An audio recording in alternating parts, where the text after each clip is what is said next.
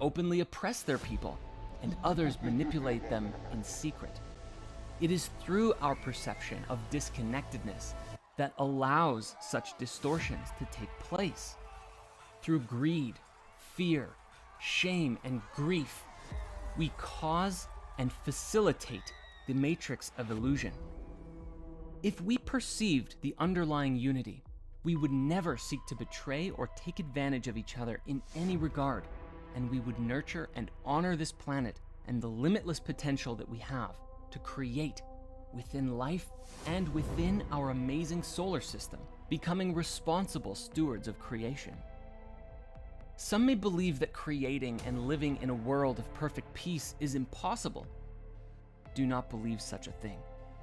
Through our beliefs, we shape the world that we create. Many may believe it impossible because the belief systems of various religions and world cultures are incompatible with each other. They are paradoxical and cannot be reconciled. Nonsense. Paradox is reconciled in our ability to hold multiple contradictory ideas in our minds at the same time.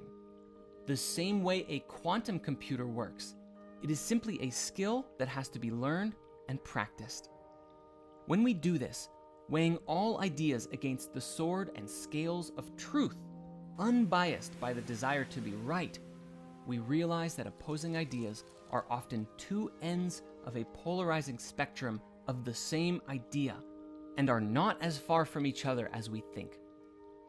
It is only then that we can speak from truth, having compassion on others for their perspective and not from the limitation of our own ego's ideal. If we are to collectively create world peace, we must be willing to ask and explore the meaning of truth with a capital T. Truth must be understood as a light that illuminates all minds beyond the shadow of belief into the revelation of authentic understanding. Many people today will suggest that there is only subjective truth, but this is a lower dimension of consciousness based on opinion and belief.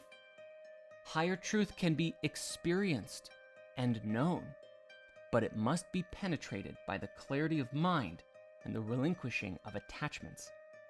While some are willing to have respectful debates about the nature of what is authentically real, many are more inclined to bury themselves in their personal beliefs, creating an echo chamber of perspective rather than exploring ideas other than their own.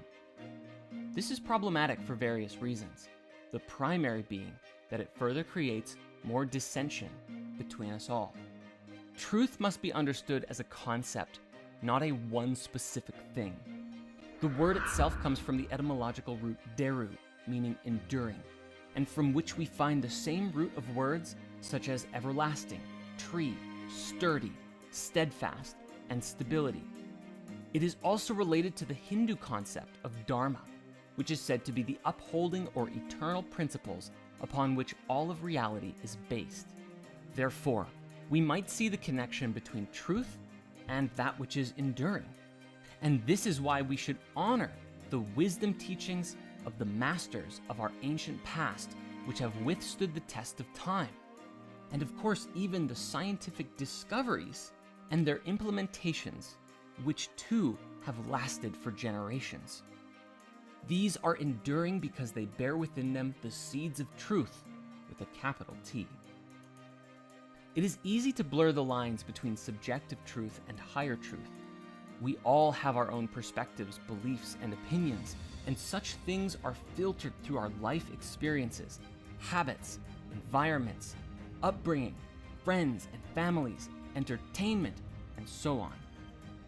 What one considers true might not be true to someone else who has had a radically different experience. Where one prefers the left, others may prefer the right. Such perspectives are not absolute truths, but are subjective to the individual who believes them. Those with the eyes to see and the ears to hear can recognize not to hold such biases in their minds and can identify truth from falsehood across the entire spectrum of reality.